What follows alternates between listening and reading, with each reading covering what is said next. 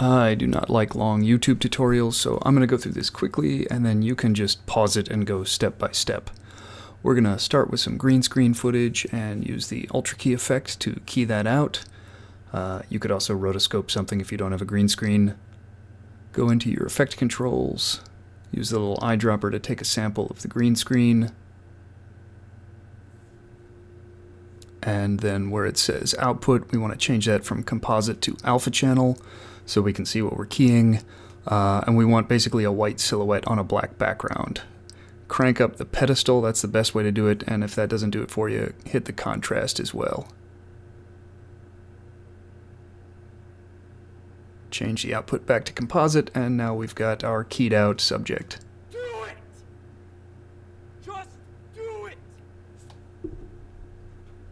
I am gonna put the video up on video track 3, and then I'm gonna bring in our background. This is a still image, and it's a little bit bigger than our video, so I could just scale to frame size or set to frame size, but I'm gonna physically go into the effect controls and scale it by hand.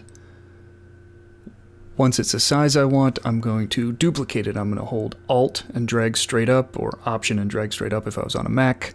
And then we're going to put the track matte key effect on video track 2. Think of track 2 as the cookie dough and track 3 as the cookie cutter. We want to put the track matte key effect on the cookie dough. And then we want to tell it the cookie cutter is on track 3. That gives us the shape of track 3 filled with the footage of track 2. Now I had layer 1 turned off, track 1 turned off, but if I turn it back on, everything on 2 and 3 disappears because it's identical. So what we're going to do is highlight track 2 and go into our color workspace and make it dark. I'm going to bring the exposure down, and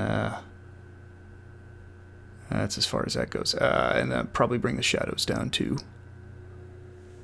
And then we've got that dark shape, but it's a little too crisp, so I'm gonna put a blur on it. Doesn't matter which blur, dealer's choice. But just, crank it up to whatever. There, now we got kind of a ghosty looking shape. Let's make it look like an amateur camcorder. So the first thing we're gonna need to do is unlink the audio from the picture. So right click on the audio and select unlink. And that way we can nest all of these video clips. So highlight all the video and right click and hit nest. I'm going to call it picture nest because I'm not creative. And now any effect we apply to that nest hits all 3 layers of video simultaneously.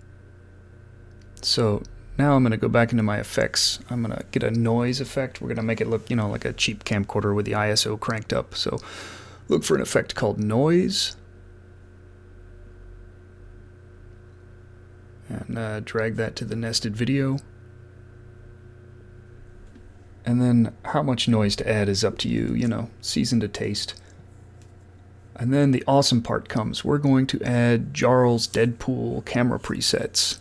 And this is going to make all of those static layers move together as if they're a handheld shot. So, and this is really why we nested.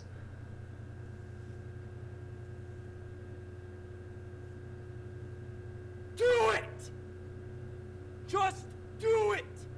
Yeah, alright, so looks like our picture is good. Let's fix the sound. I'm going to right click on the soundtrack, and I'm going to nest that as well. And I'm going to just call it audio nest. Now, if you double click on this, it'll take us into the nest. And what we want to do is make it backwards. So right click, and then scroll up to speed duration and just hit reverse speed and hit OK. So now it should be backwards. So I'm going to go into my audio workspace and click on this and designate it as a dialogue track. And then under creative, we're going to apply reverb and just use as much reverb as you want. What we're doing is we're going to put the reverb on and then reverse it again so that the echo comes before the dialogue. So let's go back to our editing workspace and back into our main sequence. And I'm going to reverse the nest. I'm going to reverse the nest. So right-click on the nested audio clip, choose speed duration, and then reverse again.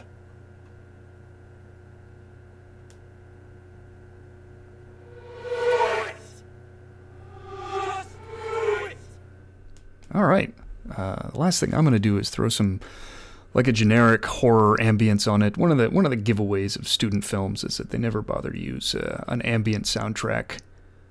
And I'll put links to this and to Jarle's presets and the footage I found and everything in the description. Let's see what we got.